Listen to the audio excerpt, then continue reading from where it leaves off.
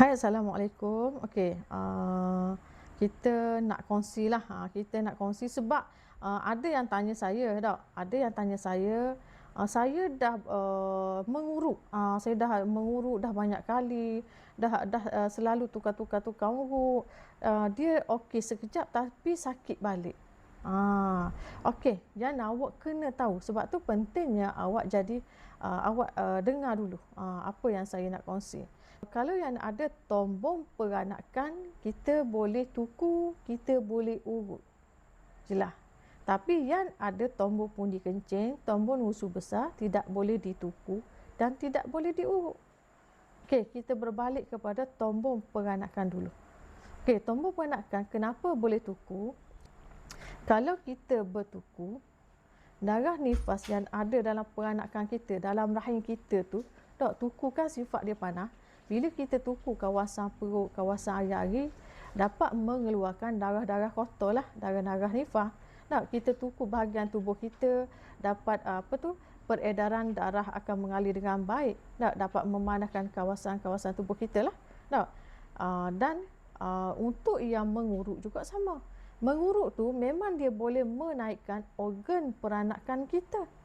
Tapi kita balik rumah, contoh kita pergi mengurut, okey, urut-urut, tukang urut tu dia angkat peranakan kita dan kita rasa selesa lah, daripada kita rasa sakit hari-hari, rasa menyucuk, rasa berat, rasa macam ada benda yang nak melorot turun ke bawah, terasa sakit pinggang belikat, rasa berangin badan, lengah-lengah urat, sakit-sakit, menyucuk-nyucuk tumit, dan kita pergi jumpa tukang urut lah, bidan ke dia urut-urut kita, kita pun rasa selesa, dan bidan tu ataupun tukang urut beritahu, okey, peranakan awak dah naik, dah comel dah masuk sarang.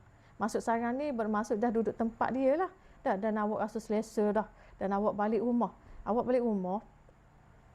Duduk tak lama lah, duduk tak lama, dalam sebulan 2-3 bulan ke, 2-3 bulan ke, awak akan rasa sakit balik. Rasa sakit balik, awak pergi mengurut balik. Bila mengurut balik, tukang urut samalah, dia urut, awak dah okey, awak balik, awak dah okey, peranakan awak dah naik, dia kata, dan awak rasa selesa, tak rasa sakit dah. Awak balik rumah, duduk tak berapa lama, tak kisahlah sebulan 2 ke 2-3 bulan, awak akan rasa sakit balik. Begitulah berlarutan. Awak kata dah bertuku banyak kali tapi sakit juga. Sebab apa? Sebab memang peranakan naik tapi dia turun balik. Sebab apa turun balik? Sebab otot lantai pelvis tu masih lemah, masih longgar. Benda yang awak kena buat dulu adalah mengemaskan otot lantai awak yang dah lemah tu, otot lantai pelvis semua tu. Yang mengurut tu, dia hanya naik organ peranakan. Otot-otot lemah, otot-otot lantai pelvis semua tu dia tak naik. Dia lemah. Okey, jadi dia tak boleh, otot lantai pelvis dia tak boleh sokong organ peranakan awak, dan dia akan, bila dia lemah, dia turun, organ peranakan awak ikut turun balik.